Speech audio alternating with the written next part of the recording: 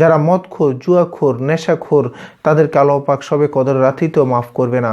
আমরা যারা এ ধরনের আজাইরা যে সমস্ত নেশা জাতীয় জিনিসপত্র আছে কেন যেন খায়, আমি এটাই বুঝি না, যে তারা নিজের শরীর ধ্বংস, নিজের অর্থ ধ্বংস, এটা অপচয় থেকে, এরকম নিকৃষ্ট কাজ থেকে নিজের শরীরটা নিজেকে তিলে তিলে সে শেষ করে দিচ্ছে। রাসূল সাল্লাল্লাহু আলাইহি ওয়াসাল্লাম বলে, প্রত্যেকটা মানুষের শরীর তার কাছে আমানত। আপনি এই আমানতের খেয়ানত করতেছেন।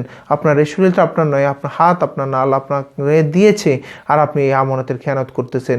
কোনো ব্যক্তি যদি নেশা খায়, ধূমপান করে, এ ধরনের মাদক দ্রব্য এটা সে গ্রহণ করে, দেখা গেল কি তার প্রত্যেকটা শরীরের প্রত্যেকটা অঙ্গ প্রত্যঙ্গ নষ্ট হয়ে যায়, বিভিন্ন ধরনের ক্যান্সার হয়, বিভিন্ন ধরনের ক্ষতির সম্মুখীন হয়, অর্থের সম্পদের অপচয় হয়, কিন্তু সে কিছুই বুঝতেছে না, শুধু নেশা জাতীয় দ্রব্য নিচ্ছে আর নিচ্ছে। এই জন্য আল্লাহ পাক বলতেছেন যে তারা যদি এই ধরনের কাজ থেকে বিরত না থাকে, সবে কদর রাতে তো আল্লাহ পাক তাকে মাফ করবে না।